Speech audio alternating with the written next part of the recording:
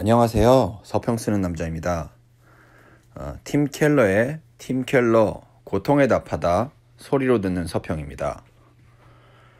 팀 켈러 고통에 답하다는 굉장히 총체적인 책입니다. 영어 원서로 장장 300쪽이 넘는 이 책은 고통과 고난에 관한 모든 문제를 몇십 년에 걸쳐 사역한 목회자의 입장에서, 그리고 한때 웨스트민스터 신학교의 실천신학 교수였던 학자의 관점에서 가능한 한 다 다루어내고자 합니다. 아마 한글로 번역이 된다면 못해도 400쪽은 나오지 않을까 싶습니다. 이렇게 한 주제를 총체적으로 다뤄내려고 하는 책들이 자주 빠지게 되는 함정은 초점이 사라지게 된다는 것, 그리고 그러다 보니 너무 중구난방식으로 내용이 흘러가기 쉽다는 것 외에도 깊이가 얕아진다는 것 등이 있습니다. 하지만 이 책은 그런 함정들을 잘 피해서 고통과 고난이 그리스도인의 삶에서 어떤 의미이며 어떤 의미여야 하는지를 잘 파헤칠 뿐만 아니라 어떻게 하면 고통과 고난 속에서 하나님과 함께 걷는 그 길을 갈 수 있는가에 대해서 매우 실제적이면서도 신학적으로 그리고 문화적인 관점에서 다룹니다. 개인적으로 이 책을 읽으면서 왜 애초에 팀 켈러라는 목회자이자 학자를 좋아하게 되었는지를 다시금 생각해 볼 수 있었는데요. 그것은 팀 켈러가 다른 무엇보다도 마음, heart의 문제에 집중하는 목회자라는 점이었습니다. 이 서평에서는 켈러가 바라보는 마음의 문제가 어떤 것인지에 대한 얘기 외에도 이 책을 읽으면서 제가 깊이 새겼던 3가지 주제를 추가해서 문화, 마음, 지혜, 현실이라는 4가지 주제를 한 꼭지씩 공간을 내어서 다루어 볼 예정입니다. 첫 번째 꼭지, 문화. 고통과 고난을 다루어내는 방식. 켈러는 고통과 고난이라는 문제를 다룸에 있어서 곧바로 성경이나 신학으로 직행하지 않습니다. 대신 문화적 서사의 문제를 먼저 다룹니다. 켈러가 문화의 문제를 다루면서 보여주는 통찰은 크게 2가지입니다. 첫 번째, 모든 문화는 고통과 고난의 문제를 다루어내기 위해서 나름의 서사를 만들어냈다는 것입니다.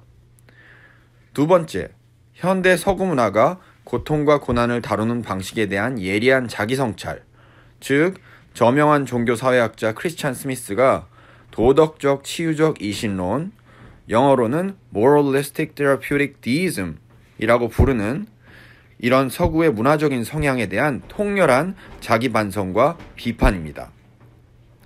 첫 번째로 돌아가서 켈러는 크게 고통을 다루는 4가지의 문화적 서사를 나열합니다. 이것은 각 문화권에 속한 사람들이 일반적으로 고통과 고난을 어떻게 바라보고 다루어내느냐의 문제이며, 동시에 역사적이고 종교적이며 인류학적인 차원에서의 구분입니다. 첫 번째로 도덕적 관점이 있습니다. 이 관점은 주로 고통과 고난을 당한 사람들의 도덕적 과오를 그들의 고통과 고난의 주된 원인으로 돌립니다. 인도 힌두교의 카르마, 환생이죠. 카르마 교리를 그 대표적인 것으로 꼽을 수 있습니다. 욥기의 세 친구들의 생각에서도 볼 수 있듯이 기독교와 유대교 안에도 이런 관점이 있다는 것은 알아두시면 좋을 것입니다. 그리고 두 번째로 자기 초월적인 관점입니다. 이 관점은 고통과 고난의 원인이 우리 각자를 만물의 일부이자 전체가 아닌 각각의 개인으로 보는 허상, 그리고 그러한 허상에 따라서 우리 각각의 채워지지 않은 욕구를 채우려고 하는 허상에서 비롯된다고 봅니다. 따라서 유일한 탈출구는 그러한 허상을 벗어나서 물질적이고 허망한 것들로부터 마음을 멀리하고 모든 욕구와 개체성, 그리고 고난이 사라지는 영혼의 평안을 이루는 것뿐입니다. 불교의 서사가 이러한 관점을 제시하는 대표적인 예가 됩니다. 또 참고하셔야 할 것은 역시 기독교 안에도 이러한 관점이 분명히 존재한다는 거고요. 자, 세 번째로 운명론적 관점입니다. 이 관점은 우리의 고난과 고통을 우리가 어찌할 수 없는 것으로 인정하고 거기에 서서 그냥 묵묵히 견디어내는 사람, 그런 사람을 이상적인 존재로 그려냅니다. 그렇기 때문에 이런 문화적 서사 속에서 가장 영웅스러운 인물은 고통과 고난을 수없이 많이 당했음에도 굴하지 않고 그 모든 고난을 견디어내는 인물이겠죠. 그리고 이런 관점 안에는 고통과 고난을 견디어내는 일에 대한 암묵적인 숭배가 있는 것 같습니다. 저 개인적으로 생각하기에는 근현대의 한국 문화 안에, 특별히 한국의 기독교 문화 안에 이런 고통과 고난에 대한 암묵적인 숭배가 있다고 생각합니다. 하지만 거기에 대한 구체적인 증명은 이 서평의 목적과도 맞지 않고 너무 길어질 것 같아서 그냥 직관적인 평가로만 언급하고자 합니다. 자, 마지막으로 이원론적인 관점이 있습니다. 이 관점은 세상을 선과 악이라는 두 동등한 힘이 벌어지는 전쟁터로 파악합니다. 악은 하나님의 지배 아래 있다기보다는 하나님이 어찌할 수 없는 다른 영역에서 발생하는 것들이며, 이런 전쟁은 긍정적으로 보자면 최후의 순간에 구원자가 나타남으로써 종식됩니다. 하지만 중요한 것은 어느 쪽이 이기게 될지는 아무도 모른다는 것입니다. 따라서 고난받은 자들은 악의 힘이 그들을 누르고 있다고 판단하게 되며 궁극적으로 선의 능력에 참여하라는 부름을 받습니다. 마찬가지로 기독교에도 이런 면이 있음을 부인할 수 없겠지요. 자, 켈러의 판단에 따르면 이런 네 가지 관점에는 세 가지 공통점이 있는데요. 첫 번째 공통점은 고통과 고난은 인생에 있어서 당연한 것이며 전혀 놀라운 것이 아니라는 것입니다. 두 번째 공통점은 고난받는 자들에게는 고통과 고난을 통해서 자기 완성과 영적 성장이라는 더 나은 삶의 견지가 열리게 될 것이며, 고통과 고난은 그러한 길을 가는 데 있어서 필수적이라는 것이고요. 마지막으로 세 번째 공통점은 그렇기 때문에 고통과 고난에 맞서서 각자가 책임을 지는 길을 가야 한다고 말하는 것입니다. 이런 네 가지의 문화적 서사들과 그 문화적 서사들이 모두 갖고 있는 공통점, 세 가지 공통점이 보여주는 것은 고통과 고난을 대체로 긍정적으로 바라본다는 점, 그리고 그러한 긍정적인 견지에서 고통과 고난을 겪는 사람들에게 대처법을 제시한다는 면에서 대체로 서로 통합니다. 하지만 켈러가 바라보기에 이런 모든 문화적 서사와는 다르게, 하지만 별로 능숙하지 못하게 고통과 고난을 바라보는 문화가 하나 있는데요. 그것이 바로 현대 서구의 문화입니다. 그리고 그것이 바로 켈러의 문화적 서사가 고통을 다루어내는 방식에 대한 두 번째 통찰입니다. 즉, 현대 서구 문화의 고통과 고난에 대한 문화적 서사를 관찰하는 것이죠. 켈러에 의하면 현대 서구 문화의 고통과 고난에 대한 지배적 서사는 어떤 것이냐면, 고통과 고난을 좋지 않은 것으로 바라보고 가능하면 피하는 것이 좋겠다라고 메시지를 준다는 것입니다. 아울러서 이미 크리스찬 스미스가 지적했듯이 현대 서구 문화는 고통과 고난을 치료받아야 할 것, 이미 Moralistic Therapeutic Deism에 대해서 얘기했던 것처럼요. Therapeutic이라는 파트가 치료이기 때문에 고통과 고난을 치료받아야 할 것으로 치부하는 경향이 있다는 것입니다. 따라서 서구 문화는 치료사들과 전문가들이 득세하는 문화라는 것이죠. 하지만 켈러는 동일하게 서구 문화 안에 존재하는 심리학의 연구를 빌어서 이런 문화를 비판합니다. 로버트 스피처 박사는 심리 상담과 정신 분석에 있어서 거의 표준처럼 여겨지는 DSM-3, 영어로는 Diagnostic and Statistical Manual of Mental Disorders 3판인데요. 현재는 5판까지 나와 있습니다. DSM-3의 특별위원회를 이끌었는데, 위원회의 DSM-3 완성 이후 25년이 지난 2007년 BBC 방송과 가진 인터뷰에서 현재는 정상적인 반응들이라고 여겨지는 애통이나 비난, 비탄, 슬픔, 그리고 근심의 반응들을 자신이 얼마나 심각한 정도로 심리적 문제로 바꾸어 놓았는지를 고백합니다. 기자가 그러면 박사님께서는 일반적인 인간의 슬픔과 그에 대한 반응을 의료적이고 비정상적인 것으로 바꾸어 놓으셨다는 거군요 라고 묻자 이렇게 답합니다. 제 생각에 우리는 아마도 일상적이고 정상적인 인간 반응의 20% 혹은 30%, 정확히 얼마인지는 모릅니다만 아무튼 상당한 부분을 비정상화시켰던 것 같습니다 라고 답한다는 것이죠. 자, 그렇다면 서구 문화가 바라보는 고통과 고난에 대한 대안이 될 수 있는 또 다른 문화적인 서사가 있을까요? 물론 이에 대한 쉬운 대답은 기독교의 복음일 것입니다. 하지만 켈러는 곧바로 그것이 기독교 복음이라는 답을 내어놓기보다는 약간 에둘러서 돌아갑니다. 그리고 켈러가 그렇게 에둘러서 돌아가게 해주는 통로는 바로 인간의 마음입니다. 여기에는 켈러 나름의 독특한 복음에 대한 이해, 즉 인간의 마음에 닿는 하나님의 해결책에 대한 나름의 이해가 깔려 있습니다. 그리고 그 길은 1차적으로는 종교 철학에 속한 분야로 여겨지는 신정론으로 향합니다. 두 번째 꼭지, 마음. 개인과 공동체가 추구하는 것들의 중심적 동인. 켈러는 전체 3부로 이루어진 이 책 1부의 마지막 장과 2부 첫 장에서 신정론, 디아리스의 문제를 다룹니다. 신정론은 철학자 라이프니츠가 처음 만들어낸 말로 직역하면 하나님의 방식에 대한 정당화 정도라고 할 수 있습니다. 즉, 하나님의 관점에서 고통과 고난이 왜 인간에게 필요한지에 대해서 소통하는 일 정도라고 볼 수 있을 것 같은데요. 하지만 이미 예고했다시피 켈러의 신정론에 대한 접근은 일반적인 접근과는 다릅니다. 왜냐하면 켈러는 애초에 과연 신정론이 우리를 설득하고 변화시킬 수 있느냐의 관점, 어쩌면 지극히 목회적이고 실천적인 관점에서 신정론을 바라보기 때문입니다. 그리고 이 질문에 대한 켈러의 짧은 대답은 노입니다.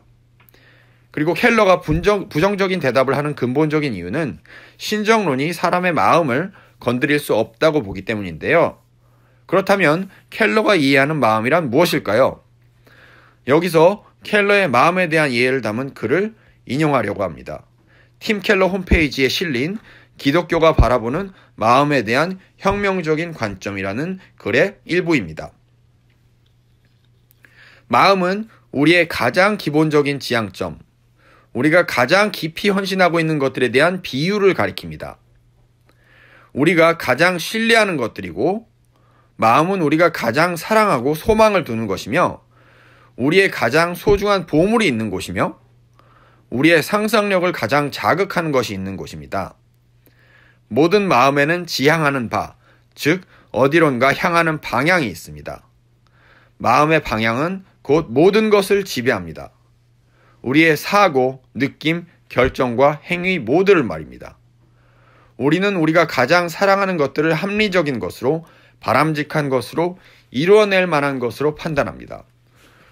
우리가 우리의 마음속에 가장 아끼고 소중히 다루는 것이 우리의 전인을, the whole person을 지배하는 것입니다.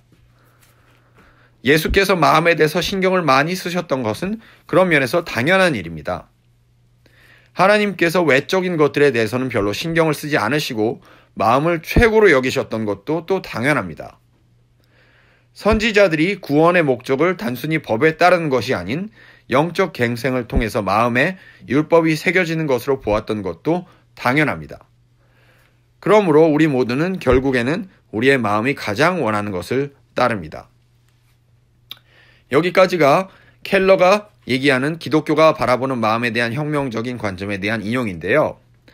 켈러는 여기에 비추어서 곧바로 기독교 복음의 서사가 어떻게 고통과 고난을 맞닥뜨리는 우리의 마음에 다가가서 변화를 일으킬 수 있는지에 대해서 말하기 시작합니다.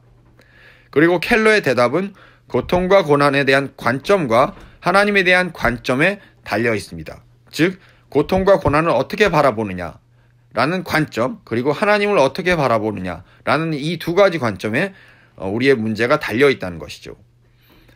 기독교 복음은 고통을 정당한 것인 동시에 불의한 것으로, 하나님을 전지전능한 분인 동시에 고난받으시는 분으로 표현합니다. 그리고 여기에 켈러가 이해하는 복음의 핵심, 그리고 고통과 고난을 바라보는 문제의 핵심이 있다고 켈러는 말합니다. 고통과 하나님에 대한 이 두 가지 진리는 모두 기독교 복음의 서사의 기초에 있습니다. 먼저 고통이 정당한 까닭은 우리 인간과 피조계 모두가 타락했고 그 이후에 세상에는 고통이 들어왔기 때문입니다.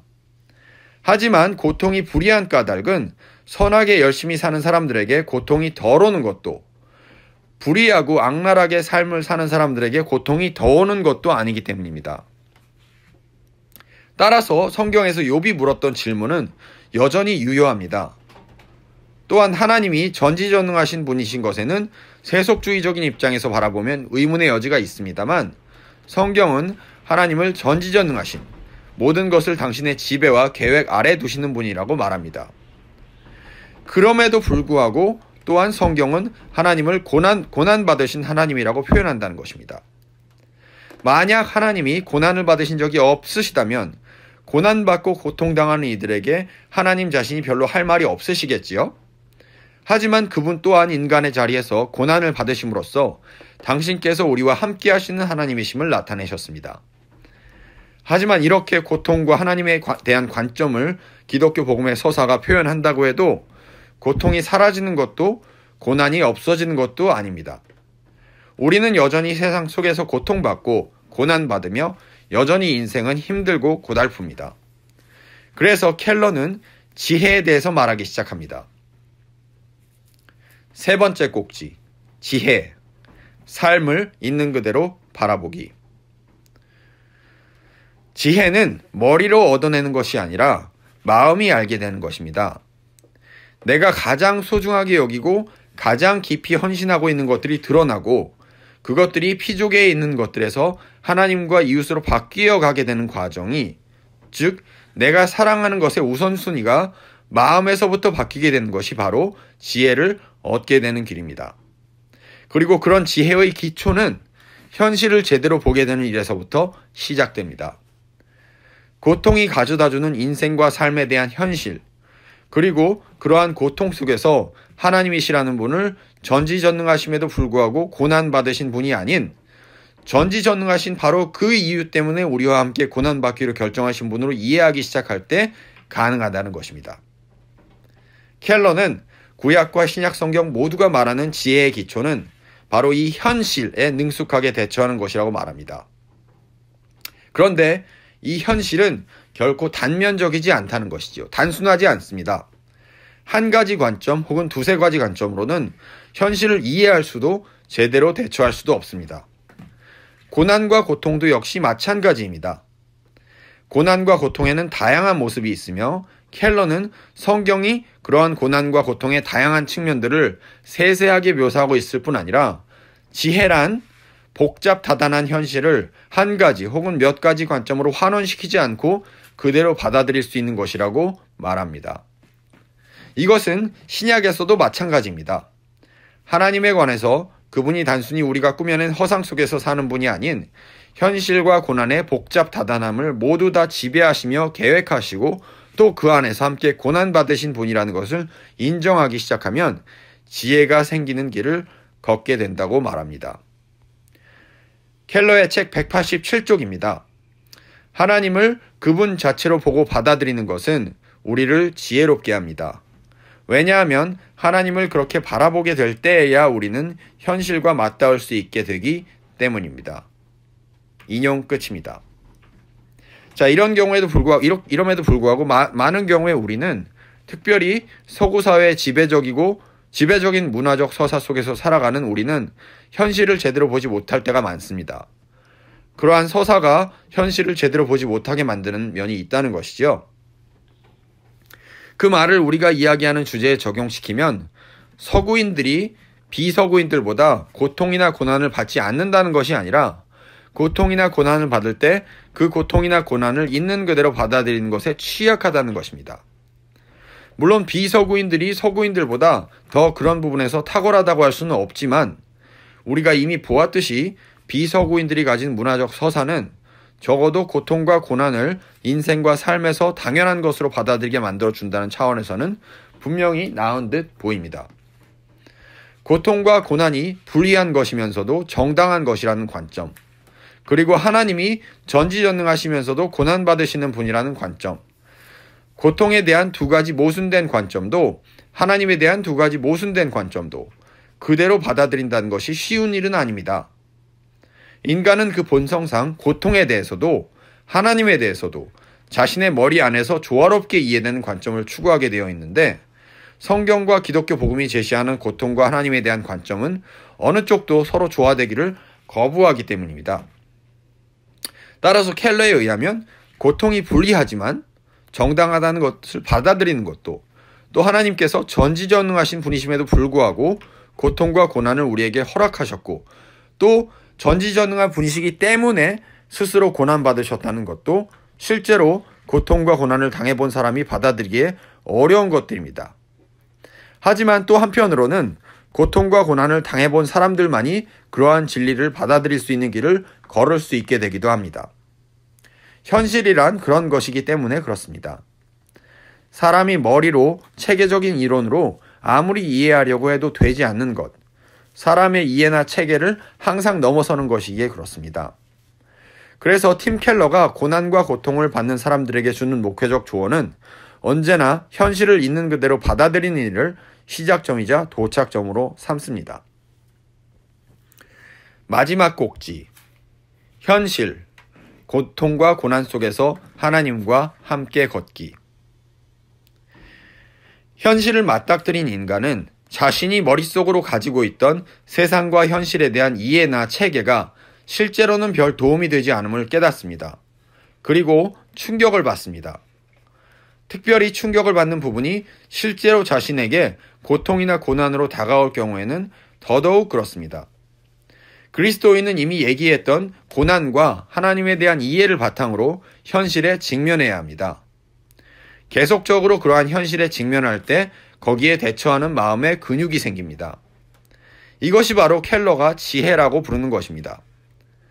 다시 말하면 지혜는 단순히 지적인 차원에서 어떤 통찰을 알고 있다는 차원이 아닌 실제로 인간의 마음에 그 통찰이 닿아서 몸을 움직이게 하는 차원까지 내려갔을 때 그것을 지혜라고 부릅니다. 자, 이런 차원에서 팀 켈러는 고통과 고난에 대처하는 지혜를 얻어가는 세 단계를 제시합니다. 그리고 사실 이 단계들은 여타의 책이 제시한 것들과 크게 다르지 않습니다. 다만 서구 사회가 고통을 대하는 지배적 관점에 견디어냄이라는 말이 빠져 있음을 지적하면서 켈러는 자신의 3단계 대처가 결국에는 고통을 견디어내고 그 안에서 좋은 것들이 나올 수 있게 스스로 버티는 과정에 지나지 않음을 말합니다. 고통을 피한다거나 줄인다거나 하는 말들이 지배적인 심상으로 작용하는 서구 사회에서 고통을 견딘다는 말이 가지는 무가치함과 무효용성에 맞서서 켈러는 성경이 고통을 견디라는 말을 한다고 주장합니다. 자, 그럼 그 세 단계가 어떤 단계인지 알아보도록 하겠습니다. 첫 번째 단계는 고통 앞에서 우는 것입니다. 마음을 모두 다 하나님 앞에 쏟아내는 것이 필수적이라고 켈러는 강변합니다. 두 번째 단계는 그럼에도 불구하고 하나님을 의지하는 것입니다. 이 과정에서 내가 마음에 두었고 신뢰했던 것들이 민낯을 드러냅니다. 그리고 이 과정을 통해서 현실을 배우게 됩니다. 고난과 고통을 통해서 전해지는 삶과 존재에 대한 현실, 그리고 하나님이라는 분에 대한 현실을 온몸으로 배우는 단계가 바로 2단계입니다. 마지막 단계는 기도하는 것입니다. 사실 이 세 단계는 시간적으로 따로 떨어져서 일어날 수 있는 단계가 아닙니다. 모두 다 전인적인 차원의 단계들이며 모두 다 우리 전 존재를 다 쏟아부어야 가능한 단계들입니다. 기도를 통해서 우리는 하나님 앞에서 우는 법을 배우며 그럼에도 불구하고 하나님을 신뢰하는 법을 배웁니다. 그리고 기도를 통해서 우리는 현실과 맞닥뜨리게 됩니다. 그러므로 기도를 통해서 우리는 지혜를 배우며 우리 안에 깊이 자리 잡고 있는 자기중심성이라는 독약의 효과에서 점차 벗어나게 됩니다. 이런 기도는 우리가 원하는 것을 들어달라는 차원의 기도가 아니라 우리의 자기중심성이 벗겨지는 기도이며 우리가 무한하신 하나님 앞에서 세상의 고난이라는 현실 앞에서 정직하게 서게 만들어주는 기도입니다. 이런 기도는 크나큰 유익이 됩니다. 전체적으로 이 책은 앞에서도 말씀드렸다시피 제가 왜 팀 켈러를 그렇게도 좋아하는지를 다시 한번 일깨워 주었던 그런 책이었습니다. 켈러의 집요한 인간 마음의 추구, 그리고 어떻게 하면 그 마음이 바뀌는가를 조사하고 실제로 체험하며 실험하는 과정을 이 책은 잘 담고 있습니다. 특별히 켈러 스스로가 갑상선 암에 걸려서 수술을 받아본 적이 있기에, 그리고 켈러의 아내인 캐시 켈러 여사가 크론병에 걸렸었고 그 병이 심해져서 수술을 몇 차례나 받아야 했었던 기억을 통해서, 또 켈러가 지난 수십 년간의 목회 사역을 통해서 만났던 수많은 고난과 고통을 통해서 배우고 깨달은 것을 나누고 있기에 어느 목회자나 신학자에게도 또 어떤 그리스도인에게도 추천할 수 있는 책입니다.